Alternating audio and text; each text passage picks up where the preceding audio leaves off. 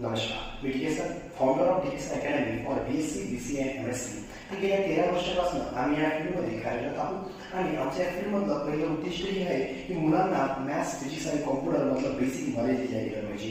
आता बदलत्या काळानुसार तुम्हाला माहित असेल की आज नुसतं पास होऊन जमत नाही, कारण आज जर तुम्ही पास आहात तर नॉर्मली जर पास होऊन फक्त जर तुम्ही BSc किंवा BCA किंवा MSc करसाल तुम्हाला कुठे जॉब मिळणार नाही. जर तुमच्याकडे त्या फील्डचं बेसिक नॉलेज असेल तर तुम्हाला त्या फील्डमध्ये काहीतरी व्हॅल्यू निर्माण होईल. म्हणून तुम्हाला माहित असेल की आपण प्रत्येक सब्जेक्टचं तो आयदर मॅथ्स असो, फिजिक्स असो की कॉम्प्युटर असो त्याचं बेसिक नॉलेज तुम्हाला इथे मिळेल. म्हणजे तुम्हाला इथे बेसिक नॉलेज पण मिळेल, सोबत तुम्हाला इथे चांगला एक स्कोर पण करता येईल. म्हणजे तुम्हाला मार्क मिळेलच पण सोबत तुम्हाला बेसिक नॉलेज मिळेल.